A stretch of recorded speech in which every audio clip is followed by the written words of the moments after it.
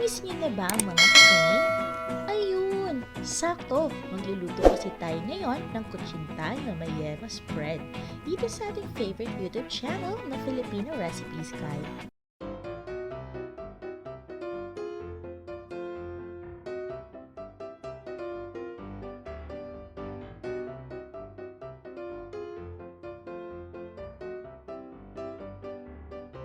Kailangan lang natin ng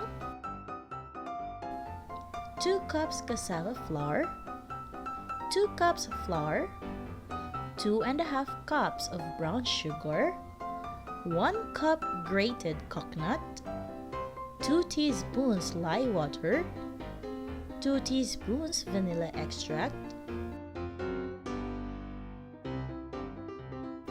Kailangan natin ng karagdagang 1/4 cup sugar, 1/4 cup water, and additional water for steaming. Para naman sa yema spread natin, ito ang kailangan nating idagdag. 1/4 cup condensed milk, 1 piece egg yolk, 2 tablespoons Nestle cream, 1/8 cup of butter, 1 tablespoon of brown sugar. So, magsimula na po tayo. Sa isang preheated pan, ilalagay po natin ang ating 1/4 cup brown sugar and we need to stir it para matunaw siya.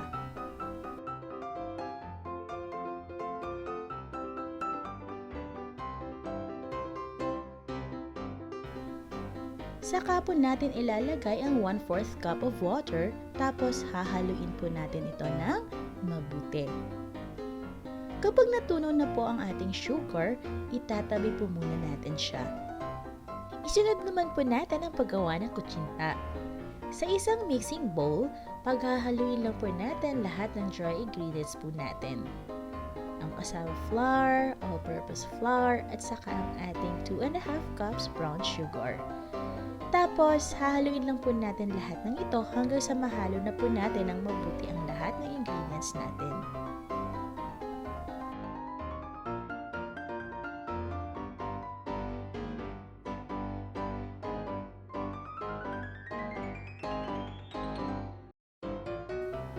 At habang hinahalo naman po natin ang mga ito, saka naman po tayo magdadagdag ng tubig ng pakonti-konti hanggang sa lahat po ng ingredients ay mahalo na ng mabuti.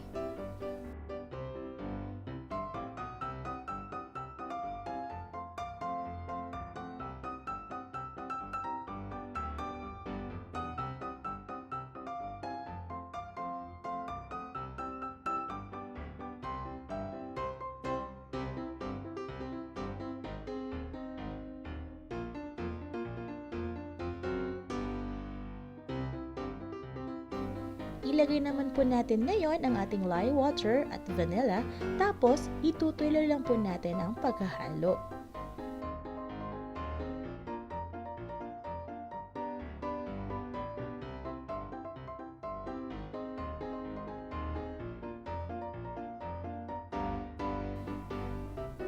Yung itinabi naman po nating dissolved sugar kanina ang ating ilalagay at muli po natin silang hahaluin.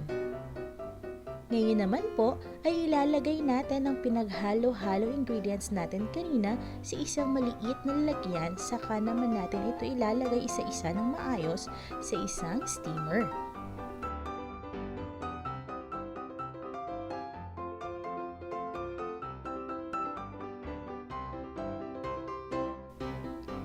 I-steam po natin ito sa loob ng 40 minutes to 1 hour.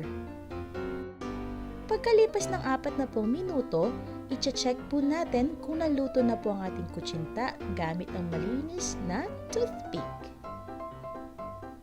Pag wala na po dumikit sa malinis na toothpick, pwede na po natin itong kunin sa ating steamer at palalamigin muna natin sa tabi.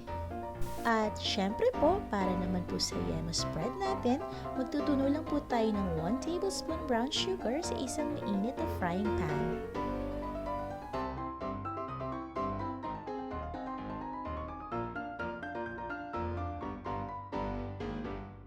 Maglagay naman po tayo ng 1/8 cup butter, then hahaluin po natin ito hanggang sa ito ay matunaw.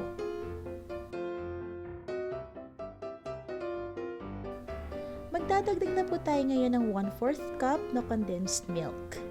Saka na natin ito hahaluin ulit.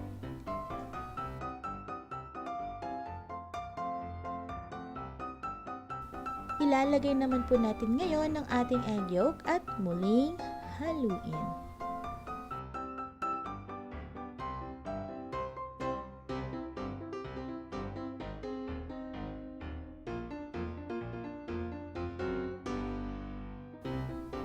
Pagkatunaw ay saka naman po tayo magdadagdag ng 2 tablespoons Nestle cream.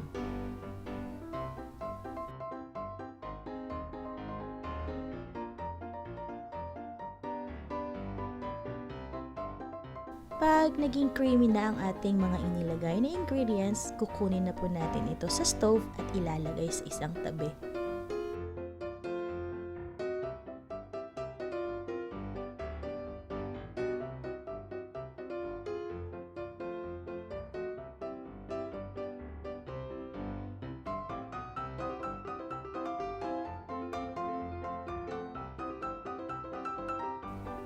Yan, pwede na nating lagyan ang ating kutsinta ng yema at ang ating grated coconut.